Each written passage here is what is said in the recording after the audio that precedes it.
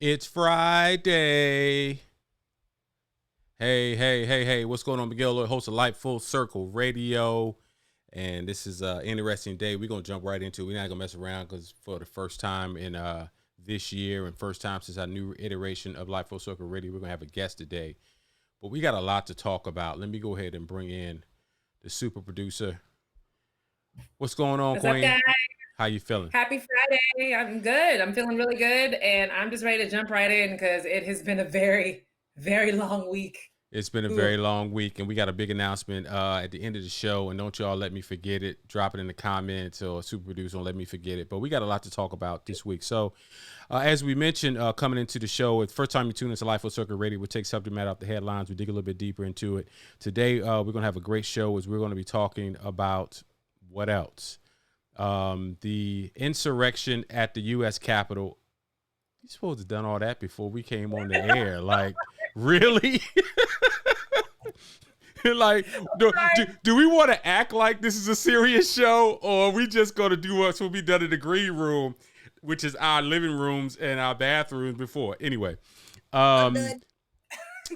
so, you know, as we all know, for people, for his history's sake, for people tuning in and say, when did we do this? This is the week that MAGA folks lost their minds. Yeah, that's what it is. So for history's sake, that's what today is. They decided to go down to the U.S. Capitol at the direction of their leader, president for the next 12 days, Donald Trump. Maybe not. Yeah, that's part of the conversation we'll have too.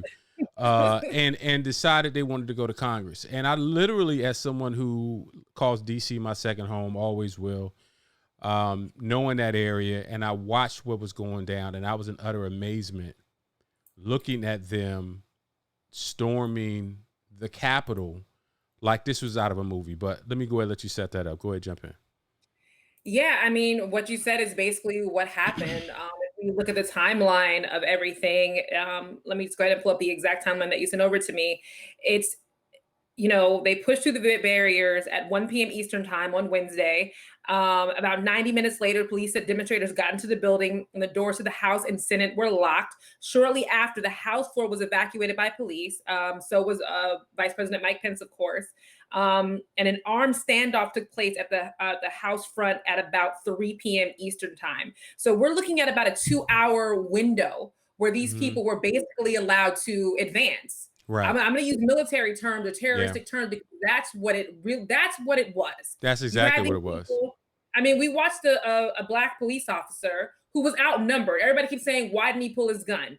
You can't pull your gun on 15 people who are storming up the stairs, and all you're waiting for is backup. He was just looking for someone to be behind him. Absolutely. And the Capitol Police just were not prepared. They were and not. A lot of congressmen and senators and politicians and business people are trying to figure out, why is DC so underprepared for this when they knew what was going to go on. If you went on Reddit threads, this was talked about. And I know the FBI is monitoring Parler. If you went on Parler, this was talked about. Facebook, Twitter, this was not some secret cabala that happened and no one knew about. This was in everyone's face for the past 2 weeks. The president called for it.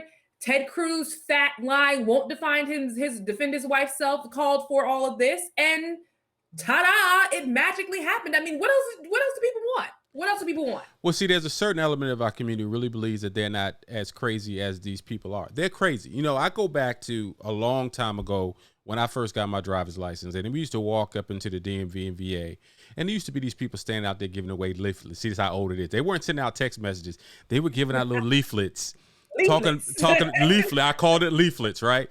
They were giving out these leaflets trying to get people to be libertarian. And we used to walk by them every day and be like, these people are just nuts. Okay, get out my way. I'm going to go get my driver's license renewed. So get out my way. Those people have multiplied. And that's who we're looking at. But in addition to that, they're supported by these nut jobs that, you know, in the case of the woman who was killed, and we actually have the video from that that I'm going to run here in a little bit about when this woman was killed. I just couldn't believe that I was watching them break into the Congress with skateboards and little edges of board and things. I said to myself, the guy around the corner selling chicken fried rice and hot wings has a better bulletproof glass in the Congress. Are you serious right now? Are you serious right now? I was what? It's not funny, but I'm laughing because Miguel is right. Because if you go to certain parts of the hood and you try to get shrimp and chicken, that glass is this thick. That thick is that ain't nowhere in the world. My man is gonna stand behind you like, keep trying. Okay. Boy, I'm about to call 911 while you trying to break through this doggone 9-inch glass. And I was watching them break through this glass, getting into what's one of the most important buildings, definitely in our country, in the world, and in the world. Absolutely. And trying to get at people who, regardless of your ideology, whether they're Democrats or Republicans, they are our lawmakers. They're the people who are some of the most important people in our country to determine what's going on. And they just broke through this thing. And then there's pictures of people sitting on the lectern where 2 hours before there was Mike Pence and Pelosi and the Sergeant at Arms.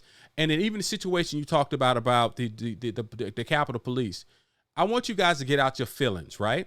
I want you to think about my man had a baton, and let's just say he had his 9mm that may have 30 rounds in it and maybe 1 or 2 more clips. And he was looking at about 50 people in front of him who had broken through barriers, who he didn't know what they had. And so he did exactly what he needed to do because he was also in a hallway. He was in a corridor because there was no way if they would have attacked him, he could have emptied his clip and he still would have died in that moment. And it still would have been tragic because all those people would have succumbed. What should have never. Talk about something really quick. You just said we don't know what weapons they had. Right. That's a good thing to bring up because it comes out later. They had Molotov cocktails, IEDs, guns, zip ties, where they built a noose because I guess they were going to hang people for treason in the Capitol building. Whether it was symbolic or not, it was inappropriate. Like you have all these weapons and no one knows this stuff. Yeah, this was inappropriate is the nice way to say this. These people are traitors. Yeah. These people had stormed the Capitol and all this, I pay my taxes. I own this place. No, you don't. You don't own this place. You know what I mean? No. There's a reason why there's a reason why these folks are put where they are put in their place. And so, I look at this situation and I just say, man, I cannot believe this is where we are as a country. But then in addition to that, as someone who grew up as a resident of VA, DC, Northwest, Uptown, 14th Columbia Road, there's no way in the world we could have imagined just people storming the Capitol. Not to mention, think about it. In less than 2 weeks, there will be an inauguration, which means that they've been doing security sweeps around there, getting that place ready for the last 2 or 3 weeks already.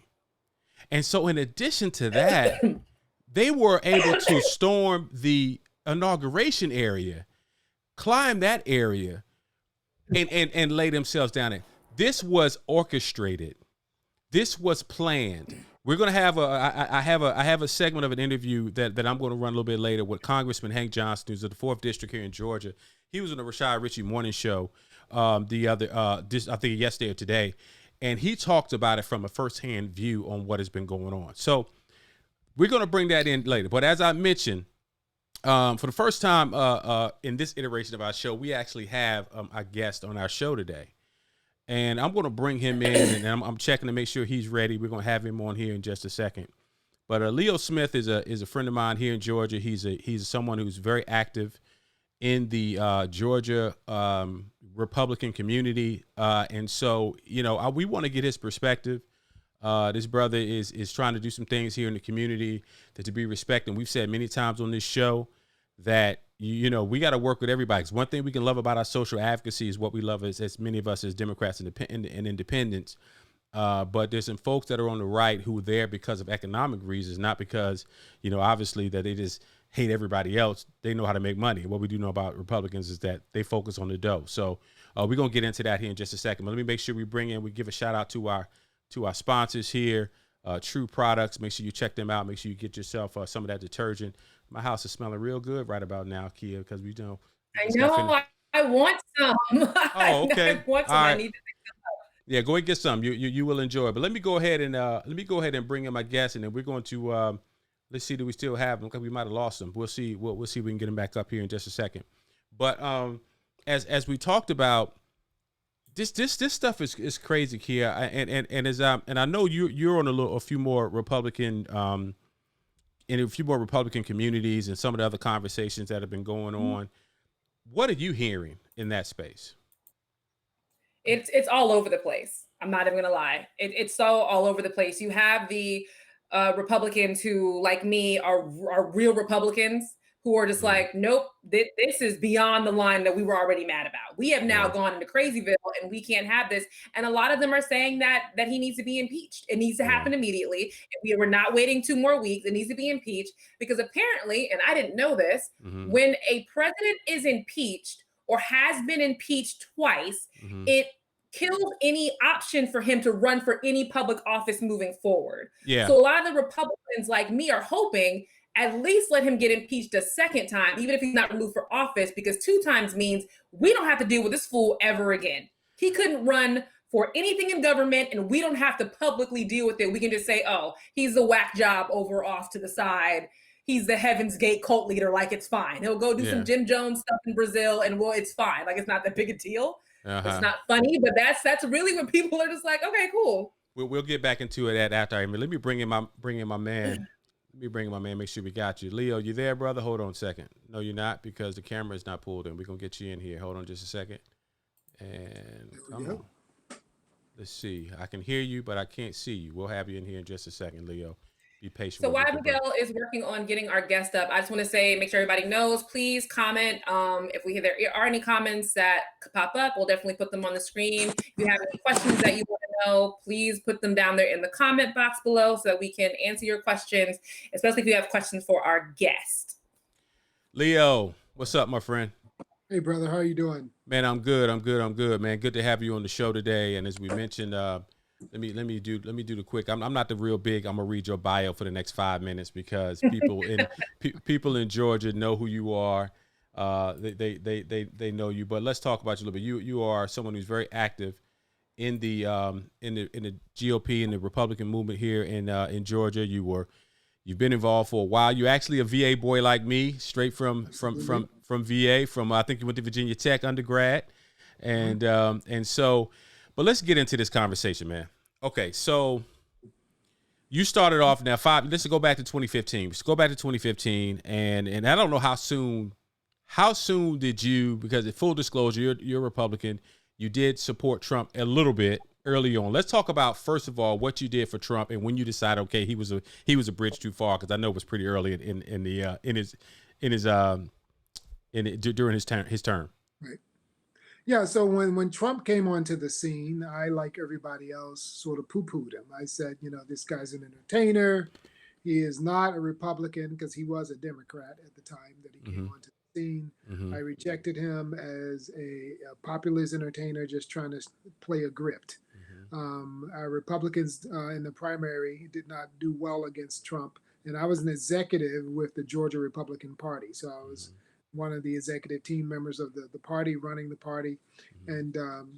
and Trump really didn't surprise me. What surprised me was the weakness of the other Republican leaders, Mm-hmm. which, of course, only furthered Trump's argument that, basically we needed a disruptor. And having been called a disruptor myself, so I looked for the opportunity. If we end up with this guy, what do we do with him? And so, so I ended up in my role with the Georgia GOP. I ended up sort of fully vetting, okay, what are the opportunities with him? I was offered to be the co-chair of his campaign for the state of Georgia. I did not do it because I'm an agenda Republican.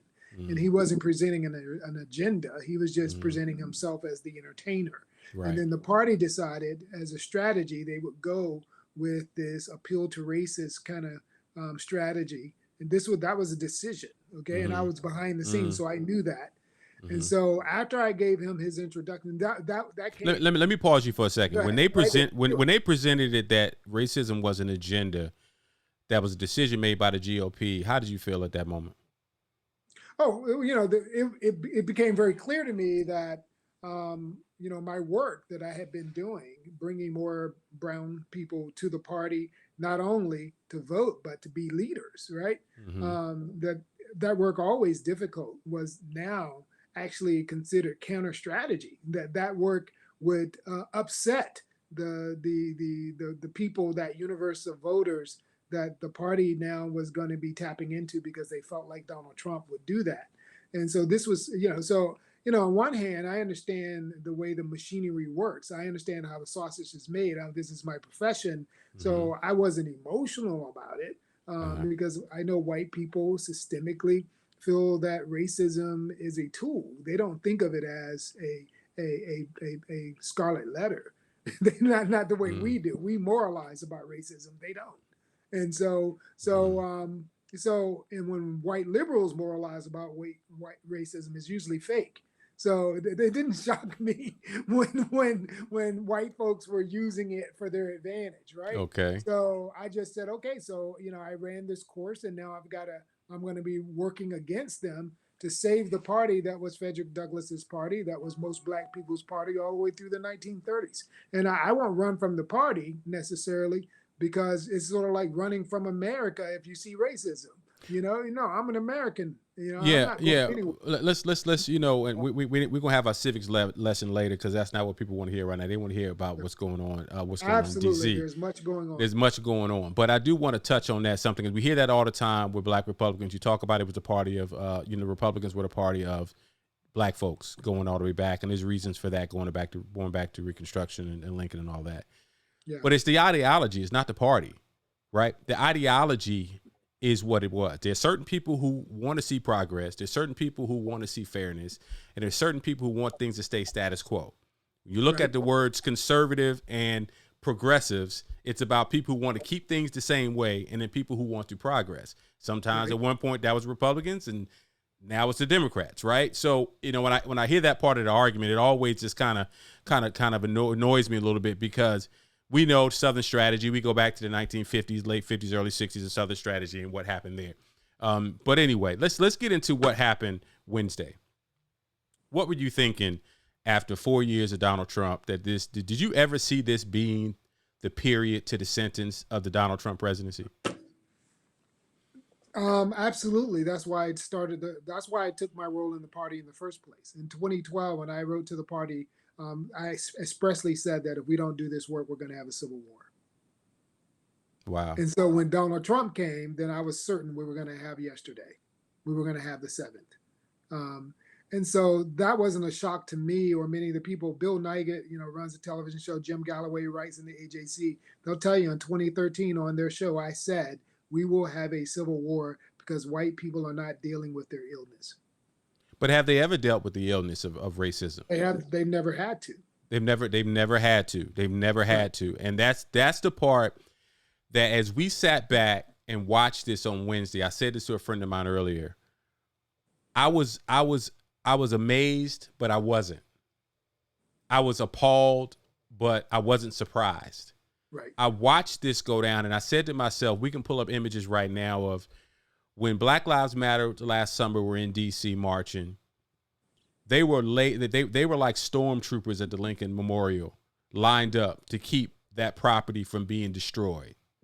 But when it came down to the MAGA-wearing folks who came to destroy the same property, it was almost like it's okay to be symbolic and let them destroy. Because let's not sugarcoat this thing. There's no way in the world that they did what they did without it being orchestrated. No way. Oh, it was orchestrated. No way in the world that you're going to tell me in Washington, D.C., where you have no less than 60 sets of law enforcement, different officials between the federal government, the states of Virginia, states of D.C., the city of D.C., state of Maryland, National Guard, Army bases, Langley, it's just too much opportunity to stop what they did. When we ran down that timeline, and Key, I want to bring you to this conversation too here shortly, because we want to have your perspective on this too.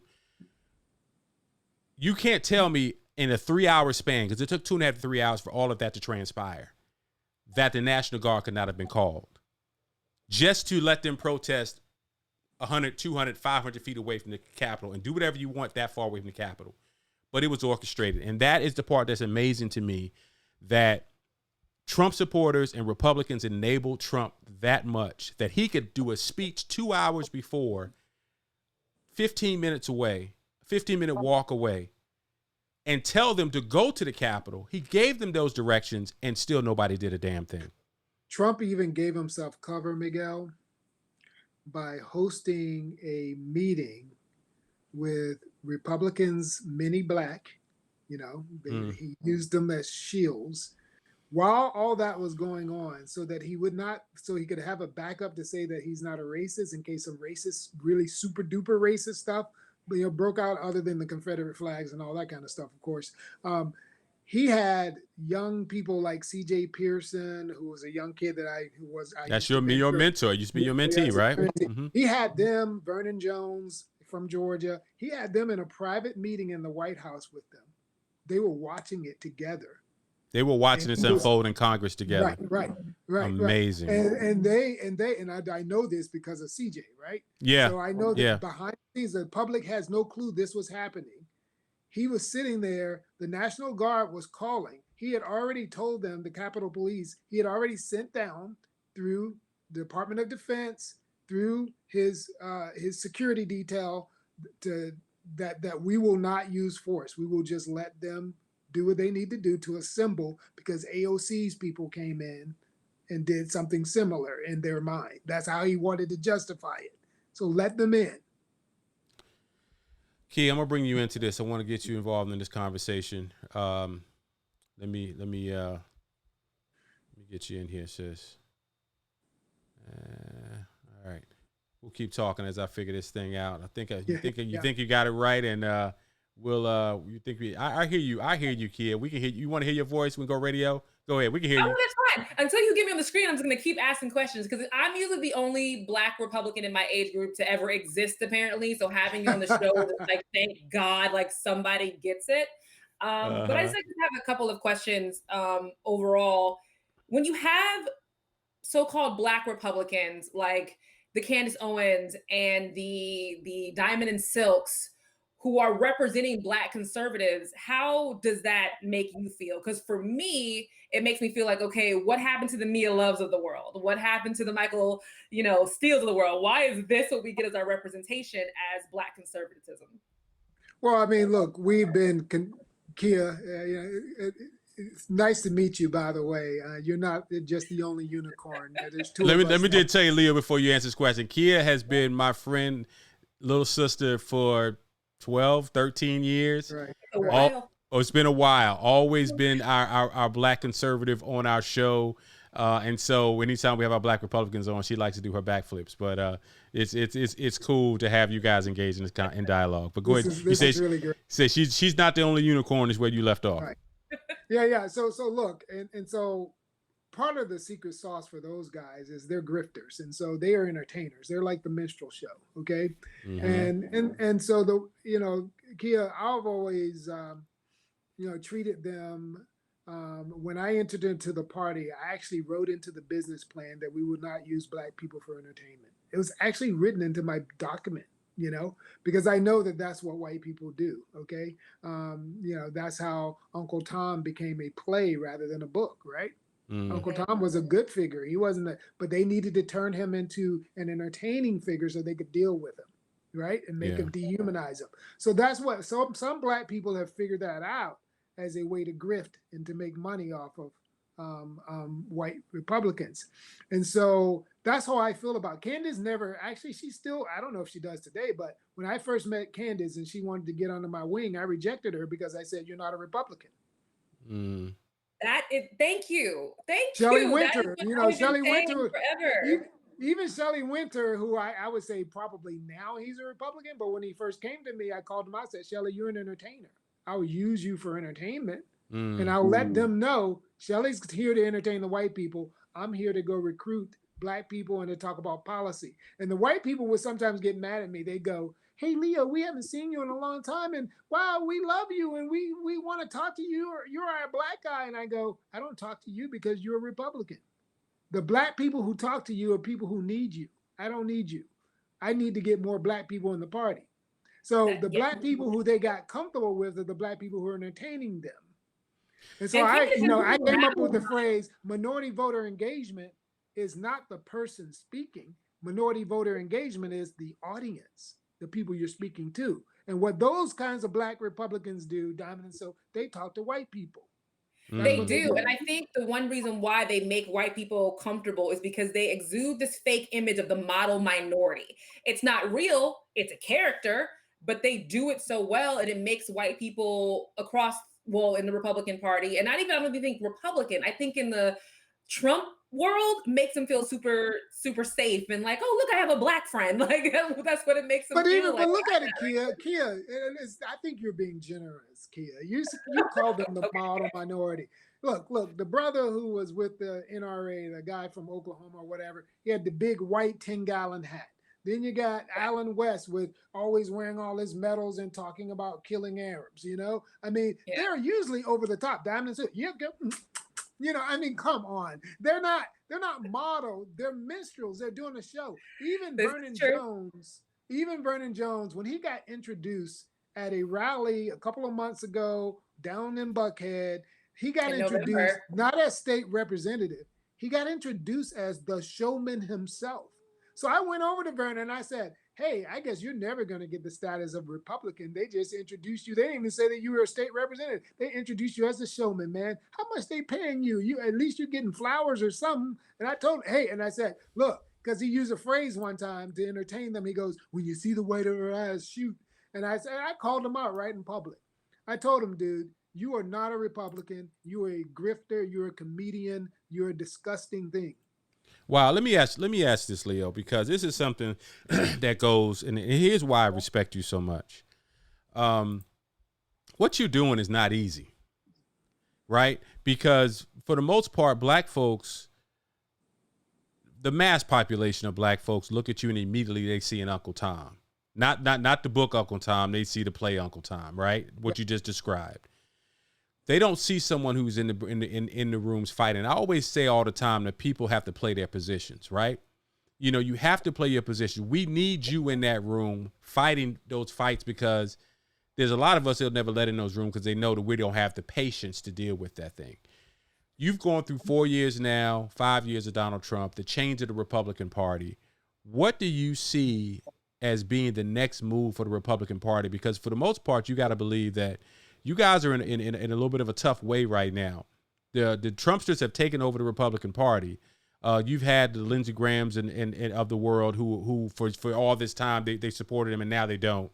You start talking about Ted Cruz. All of a sudden he was and now he doesn't. Talk to us about that going forward and what do you see is going to be the future of the Republican Party going forward? Well, and I'll make this as fast as I can because it's going to be an interesting. We've got 2022 coming up, and you got at the local level in the state of Georgia, and then you got national. Right now, everything's shifting over to the 2022 campaign. For instance, Governor Kemp is now going to shift off his current staff, and he's going to bring in a campaign staff. So a lot of the people who are loyal to him start being campaign staff. He'll bring in new staff. So if you Google, you'll find that he announces a whole new staff by Monday. Okay, that's what's going to happen. So they can the most loyal can go and work on the campaign side. So that's going to happen. Then they're going to start thinking about, with this environment and with all the work that Stacey Abrams has done and with redistricting come up, how do we shape another campaign for Brian Kemp? And I would guess that campaign is going to be about a unified and victory kind of thing, a Georgia unity kind of thing, because he now knows that you got to come with something that gives people a sense, because he doesn't stand a chance against Stacey Abrams right now. So that's a major factor that is going to influence the local. Yeah. The national is Trump is out there, and Trump has a strong enough base. Okay. Now, not all the 74 million people who voted Republican in the presidential liked Trump. He was Right. kind of forced on us. He's what we ended up with. But there's probably at least 30 million who like him. Yeah, I can There's go with probably, that. I think there's 30 Sure. million Trumpkins. Sure. Okay. Now, so you got to deal with that. And so the party now is going to be split. The Republican Party truly is a split party between Trumpkins and people who are establishment. So they got to figure that out. And the best way that they can figure it out is sort of a middle ground place, Miguel. And that middle ground, I actually put it on the Instagram this morning because I need the Republicans to come with me so we can heal and we can come to a space where we can get conservative ideas and a competition of ideas to rub against the Biden-Harris ideas so that we don't lose some of the advantages and exceptionalism that America is. So the first piece there, because nobody ever talks about a Republican platform, so I'm going to be pushing one. Okay. I'm calling it the Fusion Republican platform. Why? Because the black Americans, the black Republicans were fusion Republicans, where they focused on agenda. Like if you go back to Wilmington, 1876, you go back all the way there, you'll see that black Americans created a whole party called the Fusion Party. But here's what let me tell you what it was. It was pro-American. You got to have a nativist element, but if we can make it an American nativist, not a white nativist, right? Then those but the American nativism is white nativism. Let's keep it real. But you got to change that. This is how you change it. Then it's okay, yeah, I want to hear this. Then it's got to be pro-social justice. Yes, absolutely. See, if they throw into the platform also a strong argument for social justice and anti-racism, then the 17% of black men that voted for Trump will grow to probably about 24% of black men, because black men don't have a home. And so there's truth in that. Okay, yeah, there's truth in that. Then they got right, Keon? They don't have a home. Then you got we talked about that. Well, 83% of black men do have a home, but it's based in commitment. We do know here's where I agree with you. Here's where I agree with you, brother. In the most idealistic of our mind, most ideal, there wouldn't be any racism. People would treat everybody fairly. Women would get just as much money as men. People of different lifestyles would be treated equally. All of that has to happen for the Republican Party to be viable to a large portion of America, to black people, to LGBTQ people, to a lot of women, to a lot of young people who right now are not taking a whole bunch of nonsense. Then you have a situation where evangelicals have got to the point that they align themselves so much with the Republican Party, and their opportunity to separate themselves was during Trump, and a lot of them chose wrong. They chose to align themselves with that charlatan. And so I want to let you finish your rundown of your potential agenda. Well, no, I love it. Let's chop up on the things that are like pro-American, because you got to go there. You can't go from white nationalism. Absolutely. You got to still say America's an exceptional country. We have a country. We are a people. There are a lot of people who aren't racist who still believe that is an important element, that we should be able to affirm an American identity. But see, but let me pause. Let me jump in there right, and this is why, because I believe you, and I know that that's true. But there's a lot of people. I've lived in the Deep South now for 15 years, growing up where we're from, Virginia, D.C. It's a different type of we grow up differently up there. We're an amalgamation of a lot of different cultures, education, military, whole lot of things going on. In the Deep South is not that variant. Right? It is, but it isn't. You go out where I lived in Arkansas, it's not that variant. A lot of people are uneducated. They've never met any people outside of people that look like them. So when you start saying America, the only thing they see when they see America is white people and white ideals. Yes, we're all American on this screen, but there's a lot of people who stormed that Capitol on Wednesday who do not believe that black people that black people, gay people, Hispanics, Jewish, all this coalition of people could have possibly outvoted the real Americans. Anytime I hear that conversation in Republican ads, when they say, take America back, make America great, we're going to what about us? And so that's the challenge that I wonder, and that I wonder that you have in getting in those rooms, because brother, I couldn't have the patience that I know you have to deal with. I know you got to deal with some nonsense in those rooms. Well, I mean, look, we have fed their hearts with fantasy and they have grown brutal. When you shock people into the reality that what you've been telling them is false, and that if they had to deal with the reality of life, they'd be crackheads. When you tell most white boys, if they had to go through what black people go through, they'd be crackheads. That they're just not made strong. We are. We're resilient, okay?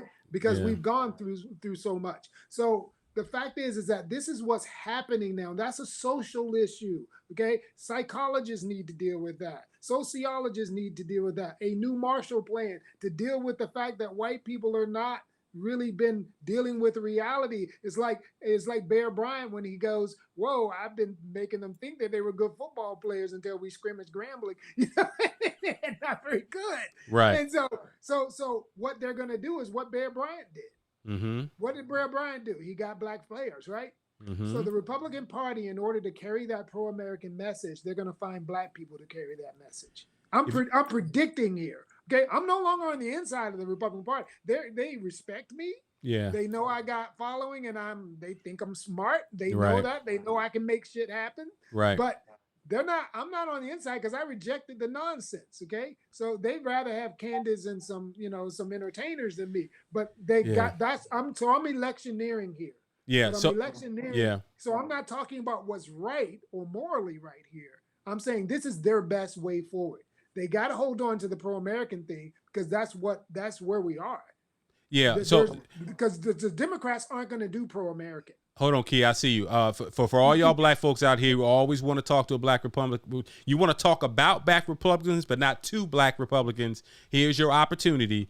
Drop yourself some questions in the comments. We'll bring them up. We'll address them. Kia, go ahead, sis. So one of the questions that I have is, I don't know if you've ever heard of a woman named Angela. You probably heard of Angela Staten. I forgot. I always pronounce her name wrong. But her big Republican platform is one issue, and that's about abortion, about killing black babies, and how that's her whole thing. That's her only issue she seems to go with. And it makes me wonder, how do we keep black Republicans or black people in general from being one issue people like Angela Staten is? Because I feel like, even with her abortion standpoint, I don't think she's thought it all the way through, because me as a Republican thinking, okay, we abolished Roe v. Wade. Now we have to pay for all of these extra programs that are going to coming from all these kids that people either didn't want, can't afford. The adoption system turns crazy. It just turns into a bigger thing. And I don't feel like that's even being thought about. It's just save black babies. Yeah. Every case is unique. She was a person who was pardoned by President Trump. Yes, she was. Okay. So you can imagine the kind of loyalty that you'll have for someone who does that for you. Right. Now, then she's got to find another thing just to expand herself a little bit. And the easy one is that, especially since Alveda King, that's Alveda King's thing, pro-life, right? The niece of Martin Luther King, that's her thing, pro-life, right? So that was her fundraising niche, okay? I don't believe that she's that pro-life, because I think it was a fundraising message so that she could find a way to distinguish herself for being that as an urban hip-hop, whatever she was, entertainer, right? Again, entertainer, okay? And she was an entertainer because she wrote a book about one of the Real Housewives. That was her thing. Yeah. So my point is that we're going to continue. My goal is to find brothers like Miguel and have them go, because he has a real way of, he knows what policy is. She doesn't know what policy is, and I'm not trying to be mean. I'm just being frank. I hear you. God bless her. She's not a policymaker. She hasn't been working in civic engagement and education. And that kind not of at stuff. all. And this is a problem. It's no different than saying LL Cool J should be talking about a black uplift plan.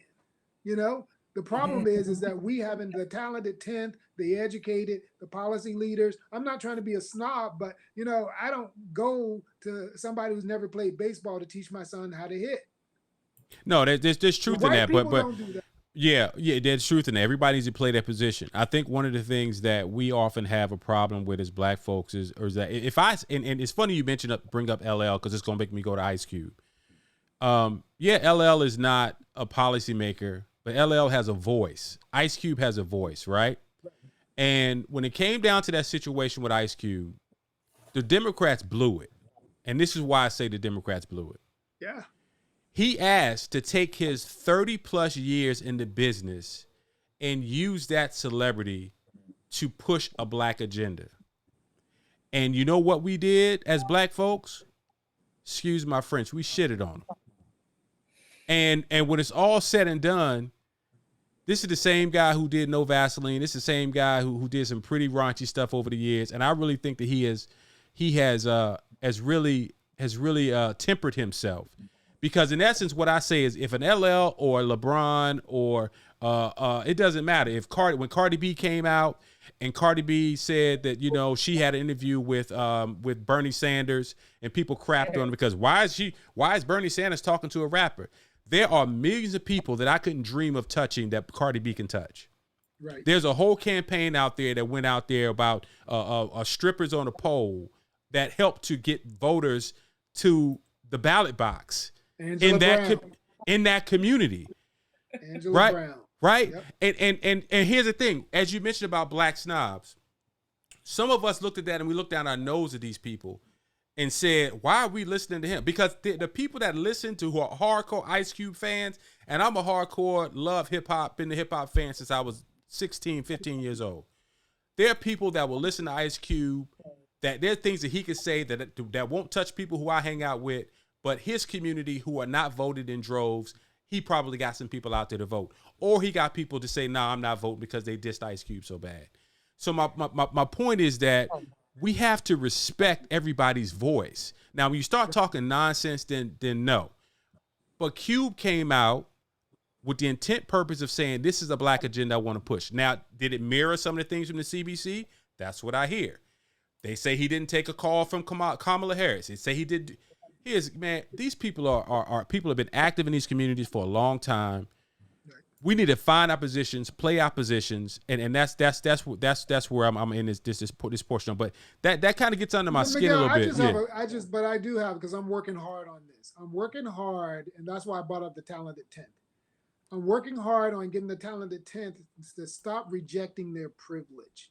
So your privilege as a talented 10th, an educated brother, a policymaker, a lobbyist, whatever you might be, and you want to criticize him or political, then your job is to get with him, Ice Cube, and make sure he has what he needs. Absolutely. And Absolutely. We're punting our responsibility. We're punting. We Absolutely. Stop punting. So and that's the point. That's the point. That's the valid point that you made. And the point with Ice Cube is that he asked the Democrats for a seat at the table, and people say, well, he rejected the seat at the table. I can't confirm or deny that. But what I do know is that publicly, he wasn't given a seat at the table. But who gave him a seat at the table?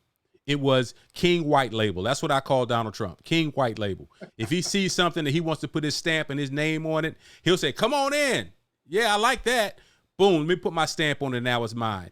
That's what he did with that platinum playing garbage he put out, which was take that conversation from Ice Cube, put his label on it, and then it cost Ice Cube a whole lot of social capital, and that really, really bugs me. All right, Keon, before we let you go, and well, let me back up, because I know we only said we was going to grab it. I don't know how much time you got, Leo, today.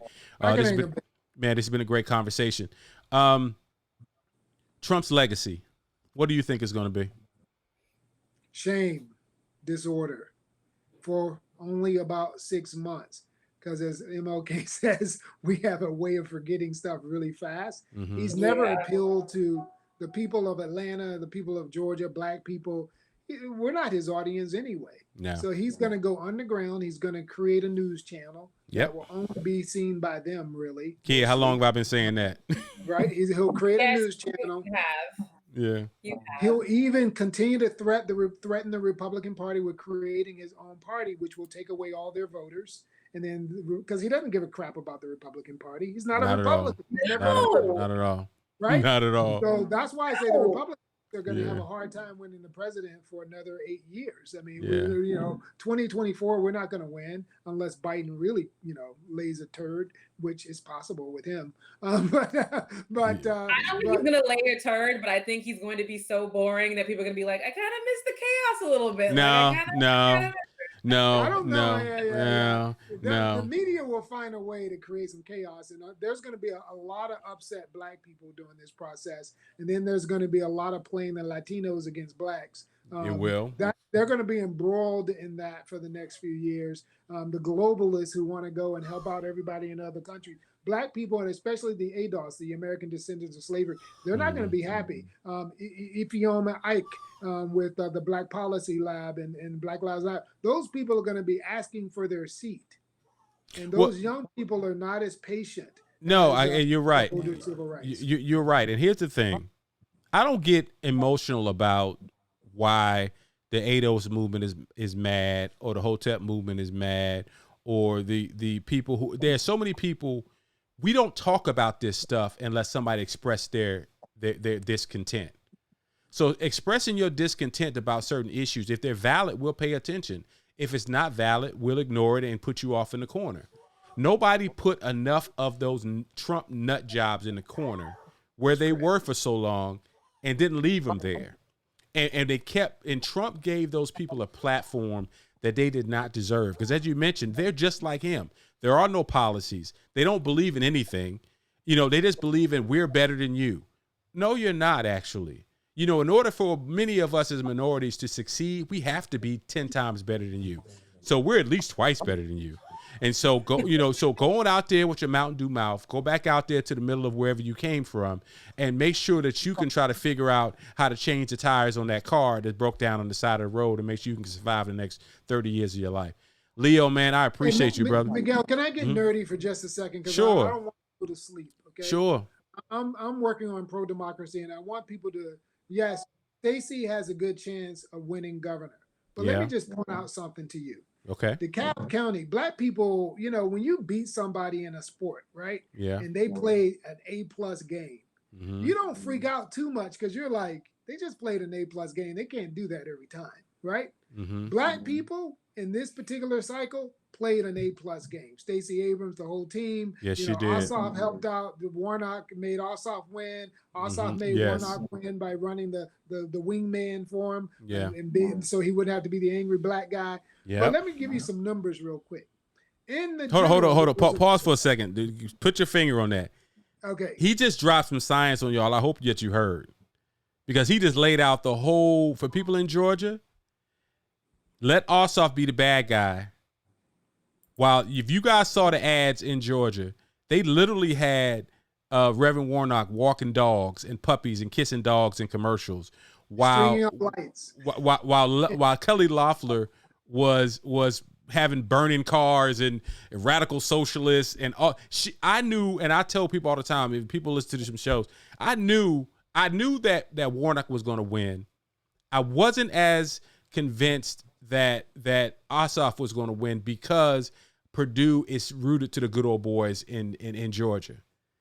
That was my concern, but hey, it is what it is. But finish your point, brother. Go ahead and nerd out. We want all of it. We want all of it. So here's why Black folks are pro-democracy, folks, which isn't always the same, but I'm hoping it is. Just think about this. This is why Republicans still have a little bit of saying we still got something in our guns, and we can still fire. Mm-hmm. Clayton County, they killed it in the general. They had a 71% voter turnout amongst Black people. I mean, it's like, but they did 77 in the primary. They beat that number in the primary. Yeah. In this runoff, right? Yeah. This runoff. Yeah. They beat a record-breaking turnout with a 7-point increase. Yeah. That's Clayton, all Black. And DeKalb went from 64 to 72. Black people killed it. When you thought Black people don't do runoffs, right? Democrats don't do runoffs, right? That's why the Republicans were so convinced cheating must have happened. How do you get an incredible performance in your general and then do better in a runoff when you're supposed to do worse? But on the other side of this, so they're thinking you can't do that again, right? Right. And so here's the other thing, though. Marjorie Taylor Greene, right? The races, QAnon, up in 14th, in the 14th, right? Yeah, Rome, Georgia, up that, Rome, Georgia area. They didn't even think she could beat. She was so crazy. that folks thought she could even beat an inexperienced Republican primary candidate. She killed them. Mm-hmm. Okay, look, her district in the runoff, Republicans are good at runoffs. They were 50,000 votes down. That's all. That's underperformance. That's all. You know Trump. Why? Trump. Because Trump suppressed the white vote. Absolutely. Trump is a white voter suppressor. Yes, he was. I saw a meme the other day that I think it was yesterday that said that Trump was successful. He successfully flipped the Senate, got a president elected, and suppressed the white vote all by himself. So it's amazing how much this guy sacrificed. But here's the thing about Georgia, and I want to get this point of view in Georgia before we let you go. I don't see the Republicans. Now, Republicans will always have a strong position in the state legislature because there's so many damn counties in the state of Georgia, 159 counties in the state of Georgia. A lot of them are small rural counties. But when you start talking about a federal level, there is no major city in the state of Georgia anymore that's dominated by Republicans. No. You only have two, really. You got Atlanta, which is huge. Savannah is kind of big. Columbus is kind of big. Warner Robins smaller. The rest of this state is a bunch of little itty bitty counties all over the place. How did the Republicans, as you said, Brian Kemp may get smoked, may get dusted when she goes against Stacey Abrams, because there's gonna be so much money dumped in here and so much energy behind her. How did Republicans win the statewide election in 2 years? It's going to be even harder, Miguel, because now people are looking at it. It was once Hotlanta, then it was Black Hollywood, and then it's continued to grow this mystique. All right. Yeah. But now, with all this swagger going on related to what just happened, flipping the Senate, a black guy now in Senate, people gonna want to move here. This is black people. You're gonna see a surge of black high middle class folks coming to Atlanta to get some of this, to try and just run for office. Everybody's gonna want to move here, and we waiting for you down in Henry County. There's some houses to be sold down here. I would love to continue to see my house values go up. You're gonna do well. So the Republicans are in shape. So that's why Kemp is gonna have to he's gonna have to say, I am the unity candidate. I'm the candidate that's gonna make you as an American at least higher than the immigrant who isn't a citizen. He's gonna have to play some of that. And that's his only chance. I don't think he can win. I personally don't think he can win. Keon, you got anything before we let my man go? I have like 1,000 more questions, but we got to move on to other things. So next time I have you on, or I'll probably just direct message you like my 11 questions and thank you, Keon. Maybe we just get rid of Miguel and we just have a Republican show. Never happened. Y'all gonna have your own show. You're gonna call it something else. It won't be Life Full Circle Radio. Hey man, I appreciate you, Leo. Man, I'll be in touch, brother. And make sure y'all catch it. If anybody's on Clubhouse, make sure you follow Leo on Clubhouse. He has a lot of dynamic conversations, and I left it out there. I don't know if the conversation we're having. When you're ready to have that conversation on a larger scale, you let me know. But we're going to continue the conversation on and offline. Leo, we appreciate you, brother. God bless, man. Thank you. God bless you both. Nice meeting you, Keon. All right. Bye. Bye-bye. Why are you smiling so hard? It's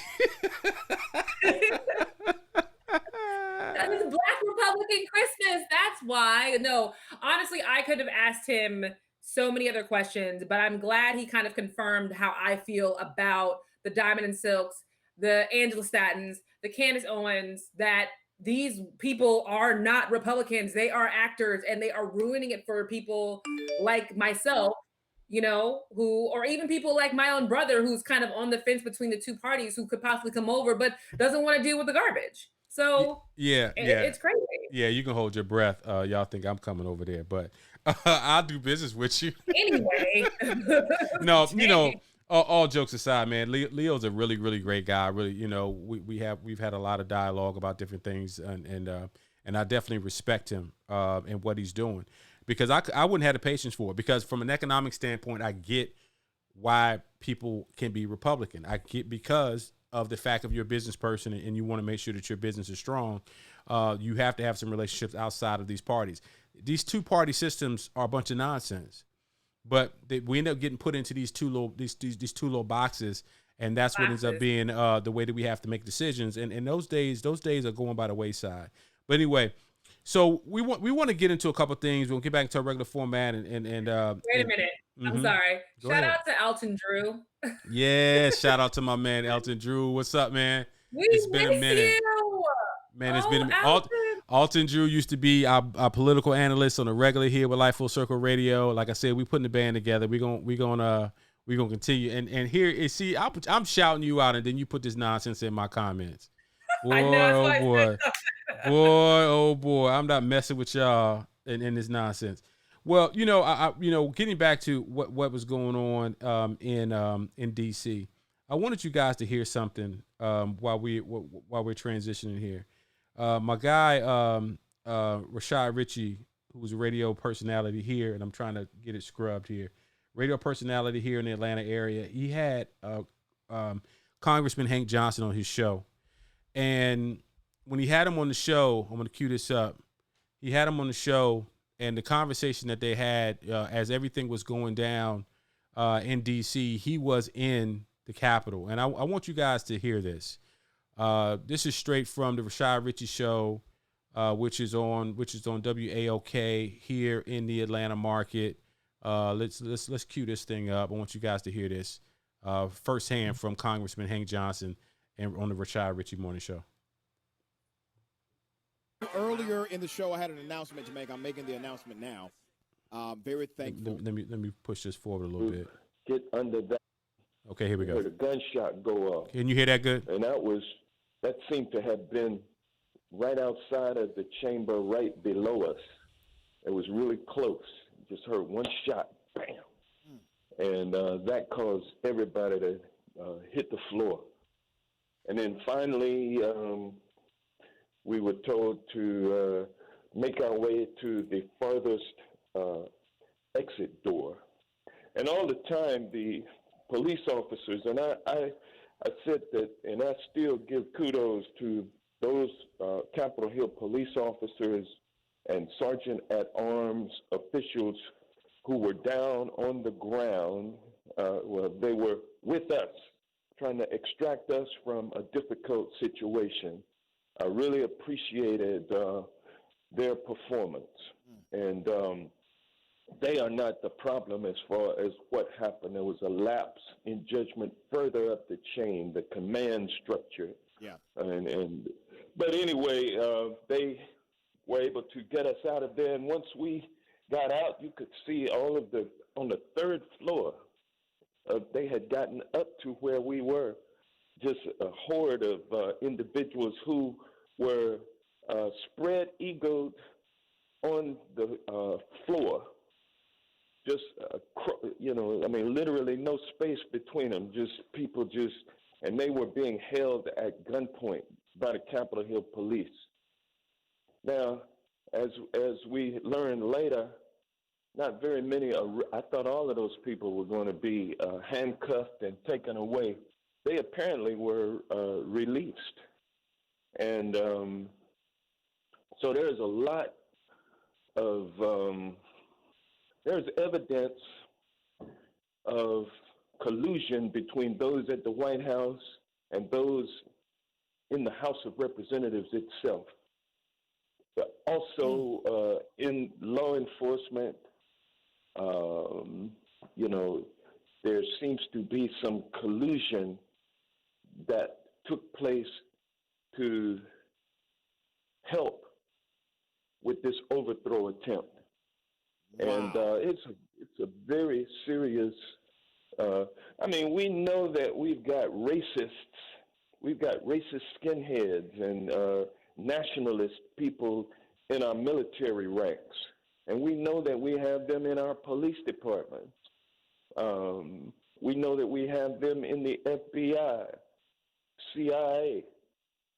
This is an example of, in my opinion, and I'm just speculating now, but I think I have good cause and a rational basis upon which to speculate.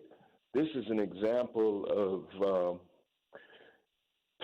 making America great again throughout the entire apparatus that is charged with protecting the health, safety, and well-being of the members of Congress in the seat of government.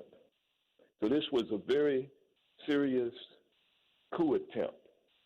If these people had been able to get to where we were and string some rope on the railings and start hanging people, start killing people. Or I mean, and there was nobody there to check them through security. So there's no telling how many guns were brought into the Capitol. I mean, the Capitol was actually overrun and taken over. You see the officers, in some circumstances, just laying back. Yeah, retreating. Yeah, retreating. You saw the black officer who had his baton. Yeah, and kept running upstairs. And advancing. Yeah, and he had no choice but to run upstairs. Now, if that had been a horde of black people descending upon the Capitol, it would have absolutely been a bloodbath. There's no question about it. There would have been hundreds of people killed. But in this instance, there have been 5 people who have lost their lives, and that goes to the bloody hands of Donald Trump and his enablers who helped him ferment and carry out this attack on our democracy. Congressman, I'm almost out of time, but I have to ask you this question for clarity's sake. Are you saying that perhaps what happened at the Capitol in part was an inside job? Yes. Amazing. And I'm saying that, don't forget that there was a group of representatives who went over to the White House and met with Trump about a week or so ago. Amazing. Congressman, I got to go. I got one of your colleagues come.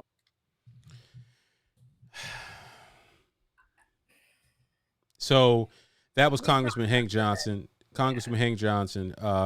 And he was there. So for people, for clarity, for people to understand, he was there. This is not someone who's hyperbolic about this, anecdotal. He was there. So you just imagine you are been voted to be a lawmaker in this country. You're in your building when you believe you're the most protected. You can make these decisions. And if you got to deal with the nonsense when you come back to Georgia, or when you get on a train, or when you're trying to fly out, that's par for the course. But that place is supposed to be their safe space. That's supposed to be like their home. When they're there doing their job. And these people were breaking down barricades. And in our next segment, we're going to play the video of the woman who got shot from the Washington Post. We'll let you see that. But you imagine you on the other side of the door when somebody's trying to break down a barrier and you don't know what they got or what they're doing, and they're screaming and fomenting at the mouth. I thought I'd never see this. This is straight out. This is straight out of a daggone movie, kid. Yeah, I mean, I don't have any words. I mean, we can talk about this ad nauseum, but it doesn't change the fact that it looks very suspect that the Capitol Police were basically letting them in. We've seen that. And I know a lot of cops are Trump supporters because Trump, quote unquote, supports the cops. But after this, back to blew my ass. After what I've seen, all you Trump supporters who were saying, we love the police, we support the police, oh, if you don't like the police, this and that, da-da-da. After what I just saw, they didn't care about the police. They didn't give a damn about the police. They didn't care nothing about the police. Not at all. So, not at all. I mean, it's sad, it's scary. And I just want to bring up something we talked about earlier in the show about the glass. The reason why there's probably not bulletproof glass in the building and it's not as secure as it needs to be because it is, quote unquote, the people's house. And of this many years, that building has been standing there. Has this ever happened? Did they ever, even during World War I, World War II, this never would have happened. No, right. It's never even processed for anybody. No, nobody thought about this, but I hear you, but for them to think that this can never happen, they'll never think that again. They'll know. No, I'm pretty sure that the White House, not the White House, but actually probably every building in DC is probably going to get quote unquote retrofitted. You better believe they're going to get retrofitted. You better daggone believe they're going to get retrofitted for sure. I just can't believe that they were allowed to do this.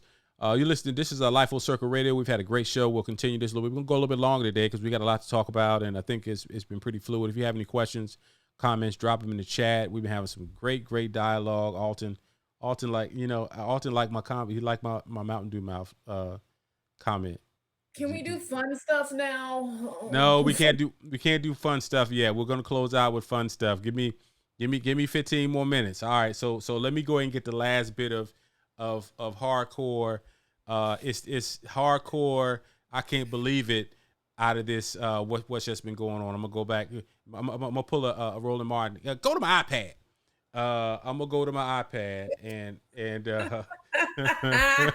you like that? You like that? There's your funny. Lord. You were looking for your funny. There's your funny. No, right. I'm honestly, when I say fun stuff, I mean just away from this, because we definitely have to talk about the girl who falsely accused the trumpet player's son. Like that, there's more stuff. So yeah. We'll get into that in just a second. So this name Ashley Babbitt. This is the woman who got killed. Trying to run through the glass.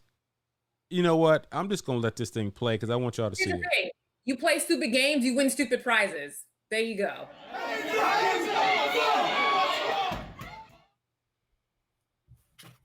So that's showing you there were some representatives right there on the other side of that glass. Yeah. There's your back to blue. There's your back to blue right there, right? There's your back to blue.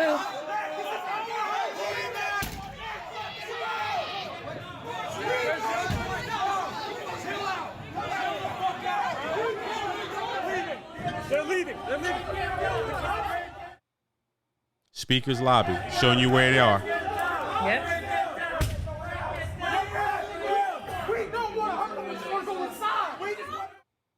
And there's the woman who is soon going to be RIP.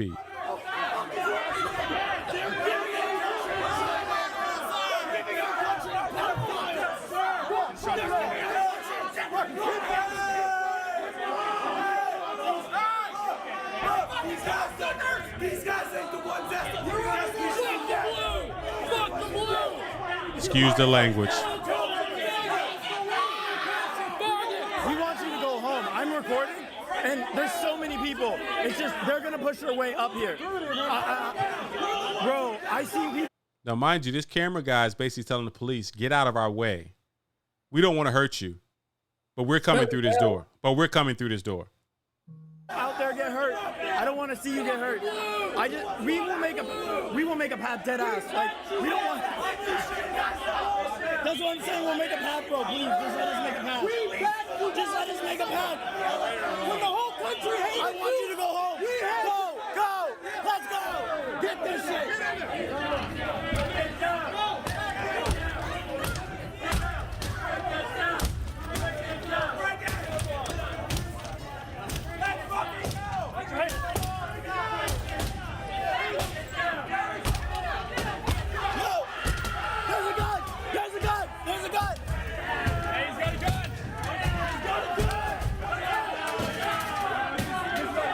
So at this moment, this woman, Ashley Babbitt, decided, I don't care about seeing that gun. I'm a back to blue. And they're not going, okay.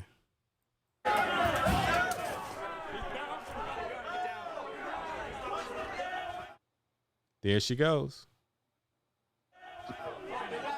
And there she goes.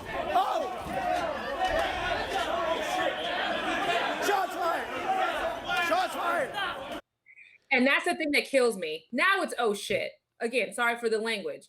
These police were saying, you know what the police move? Because they probably were like, okay, there's guns on the other side of this door. They probably got a radio voice like, hey, you guys move. We're armed on the other side. That wasn't the only armed police officer on the other side of that door. There were two other guys in that hallway who were also armed. Yeah. Like I said, when you play stupid games, you win stupid prizes. Yeah. She's dead, and they're trying to compare her to Heather Heyer. How dare you?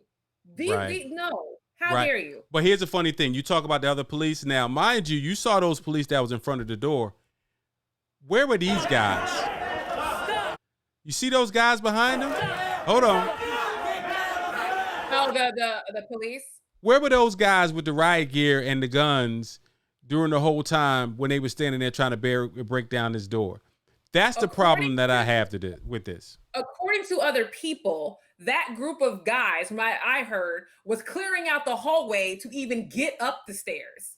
They had been clearing up to get to where everybody was, using pepper spray and so on and so forth to get up the stairs. But it shouldn't even have gotten to this point. It should not have gotten to this point.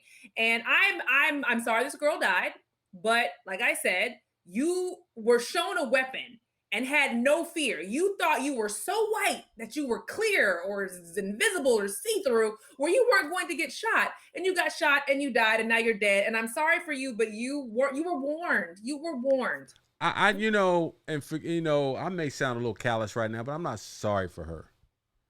You know what I mean? She really decided this was the hill she was going to die on. Literally.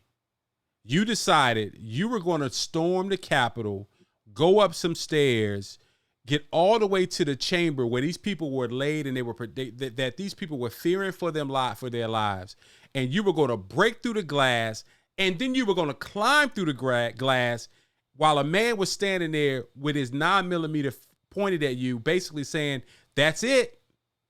Don't come any further. That's it." You come through there, and next thing you know, you're dead. These people, it's crazy, man. It's crazy that we are here, that this is where we are. Because ultimately, as you mentioned, most of the people that have stormed that Capitol are in a much better position than many of the people that's watching this program right now, just based on their skin color. And that's still not enough. And that's still not enough. It was a sad and disgusting day, but it didn't have to go down like this for multiple reasons. I blame the entire Trump family I blame the Trump family. I blame Ted Cruz for the death of that woman. I blame them for the death of the police officer and anybody else who was injured. This is your fault. You guys have been stoking this crap for 2 weeks. Right. There's no other way this could have gone down. Like, I don't know why they're acting like, oh, we didn't do anything wrong. We didn't say anything. This is not what we meant. This is almost like this is not what we meant. So tell us exactly what you meant. Tell us exactly, like when they say this is not what we meant, we didn't mean to storm the Capitol all the way and to get all the way to the chair where the speaker and the vice president were, and we didn't mean to do all that. We were just trying to make a point. Point made. You know what it reminds me of? When a man tells you we just need to take a break, and you're just like, well, are we broken up or are we together? And he says like, oh no, we just need to take a break. And they're like, well, that's not what I meant. Well, how was I supposed to take it? What did you mean, sir? What does take a break mean? That is exactly what this feels like to me. And they're all backtracking. Every single one of them now. Well, we deny the violence that's taking place. You deny it. Excuse me? I've heard, I've seen some people post that this really didn't happen. We are dreaming all of this. There are people that say that they really didn't this is amazing what we're going through. But you know what? I think some of these people finally realize that it's not going to be that easy. This is not, and we've said this before many times on this show and in life, right? It was easier to do this when there were no cameras on. It was easy to do this when there was no social media. Yes. There are people who are well-meaning white folk who now have to look at this and say, this is real. Like, we legitimately live in two different worlds. And there's a lot of folks out there who know and they agree, and they don't want it to be like that.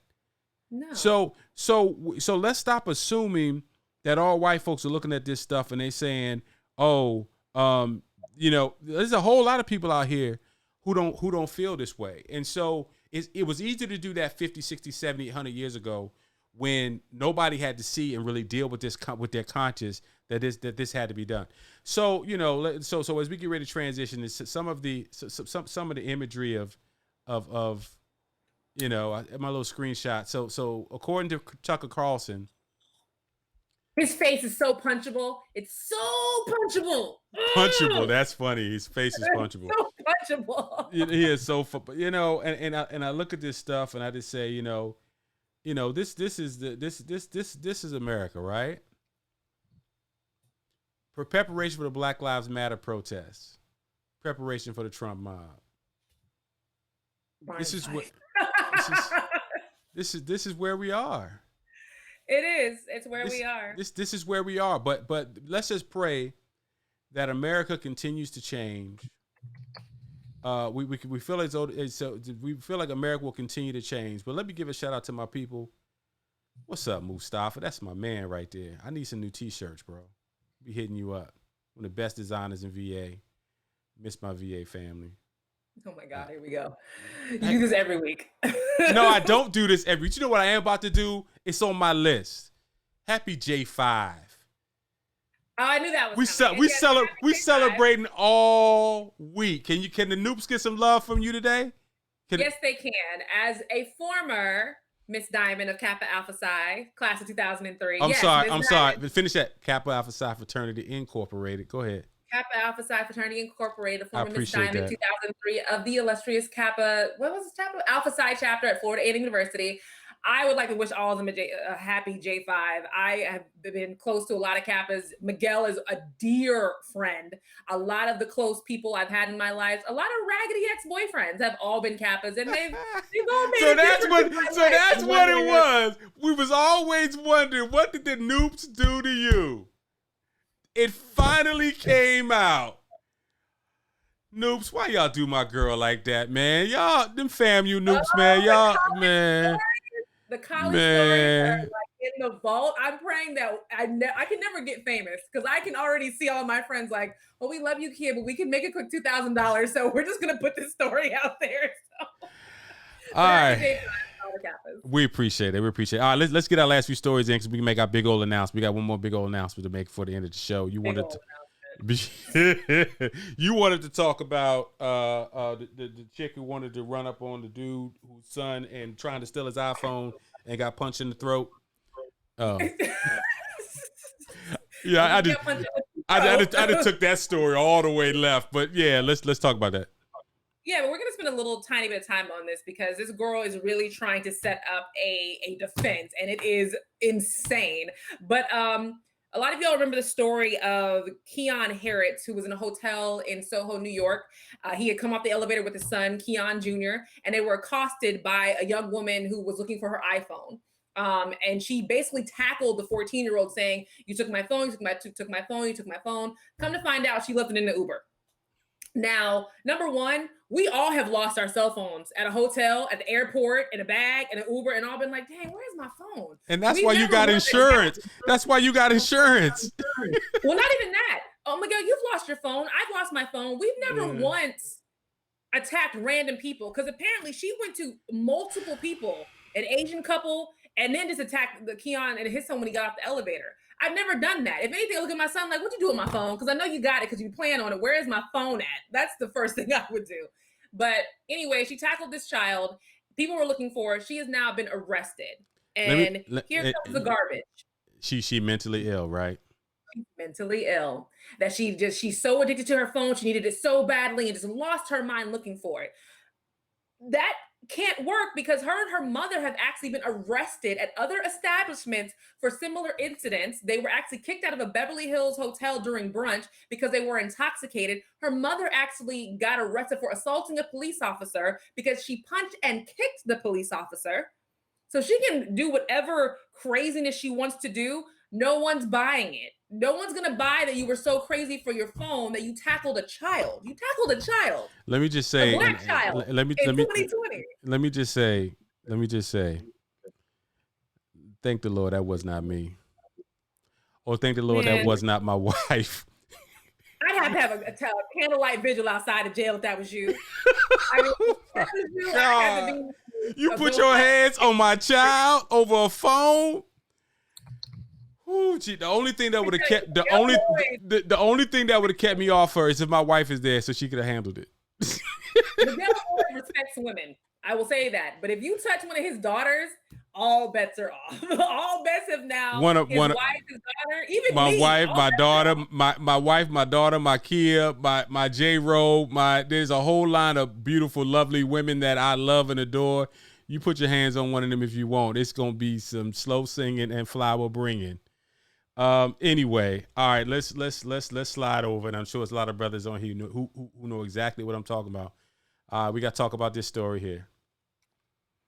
So it looks like, hold on, I know you're not surprised by that, are you? I'm not surprised. There's a whole lot of brothers who would know about this story. Why? No, the whole brother's gonna know about what I was talking about you put your hands on the women in our world. So yeah, that's what I mean. Yeah. So all right, so Kim Kardashian is preparing for divorce. He knows that it's coming, says source. This is like the worst kept secret that honestly, there should have been better. Hold on, look at that. Things go south for the West. Boy, the copywriters out there, boy. Slow clap. Yeah, I like that. Yeah, slow clap for the copywriter. Things go south for the West. What took her so long? You have kids. I can see if you were single, maybe, and you wanted to stay with him to help him, but you have kids who are now seeing this man deteriorate. You allowed him to talk about your child was almost aborted, which I don't believe that for a second. I don't even know where he got that story from. He has gone off the rails. But what a lot of people are saying is that now if he can get away from the Jenner clan, maybe he will get back on meds. Maybe we will get good music eventually. But I think I think maybe Kim and the family were keeping him from being as wild and crazy as he possibly could be. Maybe. So let's just keep it real and be honest. Kanye never stopped making good music. That's part of all our problems. You're a lie. That Jesus album? Oh, that Jesus album was real decent. If you listen to that album, production-wise, I'm doing it. It was real decent. But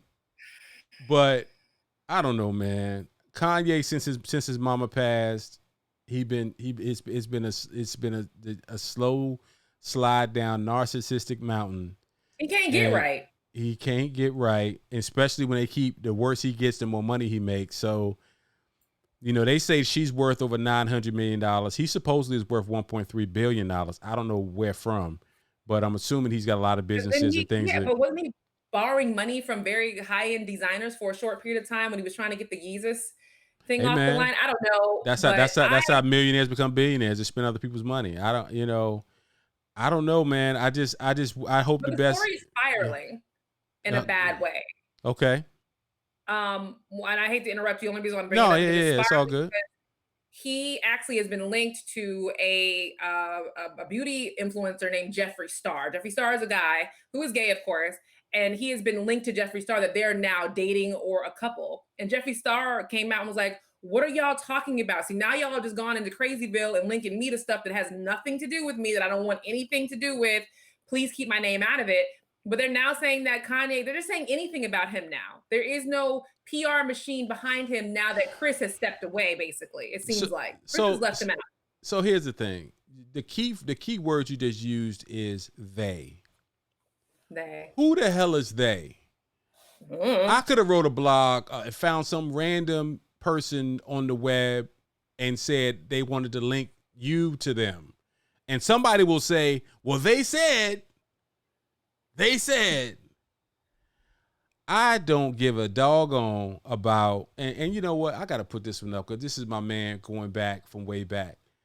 Do I use some salty language every now and again? Yes, Haran. We've been boys for a long time. We grown, homie. You got kids. Love putting you on blast on the show. They love putting me on blast on the show because they think I'm scared. I'm not scared to put it out there. I'm fallible. It's all good. But I don't give a dog on what Kanye, who he doing or not doing, or I don't care. It's their lives. People want to live their lives the way they want to live their lives. I just want the brother to be sane. I'll be honest with you, for selfish reasons. I just want some more dope music because when I really get into a Kanye mood, I'm just like, man, this dude makes some amazing music over the years. It's just amazing stuff. So anyway, shout out to the West and whatever is going to happen between them and their 4 kids and how they can move on with their life. Massive news. Twitter has basically deleted all of Donald Trump's tweets. They're all gone. You can't even scroll up anymore. The top 3, hold on, like that way. Yeah, this way. But look, the top 3 are all blocked. Let me see if I can pull it up. Scroll up. There's no more tweets on Donald Trump's Twitter feed. You like how I'm playing with my new toys over here, right? I found a way to put my iPad on. They're all gone. They're all gone. That's a whole nother. You know what? You didn't order your dinner, and I'm gonna eat probably cereal tonight. So we got a couple more minutes. Man, so many people have used Donald Trump, and they are throwing him out to the curb like a $2 hoe. He's like, we are so finished with you. Fox News, Twitter. We got what we wanted, and now it's time for you to go back to your corner with your light post and your pocketbook and hope for the best, ma'am. Like, that's really what it is. It is, man. They have thrown him to the wolves. Like, dude, we have no more use for you. Nancy, Mitch McConnell, and everybody's just like, man, we have no more. Get out of here. Like, since November the 3rd, not Tucker Carlson, but Anderson Cooper, and they done wore him out, and Don Lemon, they have their jokes for him every night. Chris Cuomo been beating him up all on TV.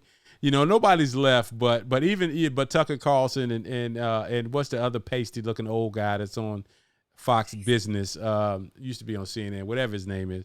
But he's got very few left, and now he's deep. So, wow. So Twitter says we're going to drop. It's a ghost town, sir. Yeah, Alton said it's probably in the Smithsonian archives. For history's sake, it has to be in the Smithsonian, no doubt. Somebody better has screenshotted it all though, because Twitter took it all down. But I thought they can't archive his personal page. They can only archive the tweets from the actual presidential one. This is his personal page. No, I get that, but the Smithsonian can do whatever they want, right? They got a whole museum of African American history. That's so. Since the beginning, that's something I've watched. I said, he's always tweeted from his personal page so that it can't necessarily be accused that he did it in his presidential duties. That's been one of the reasons why he did that from his own personal page. And so, he's going to have to go. But, the big play now is when it comes down to it, his minions are going to have a whole hell of a conversation going on that none of us are going to be listening to. And hopefully we don't have another situation like we had in the Congress, because we were not listening to Parler. I heard people say the other day, man, you need to get a Parler account so you know what they're talking about.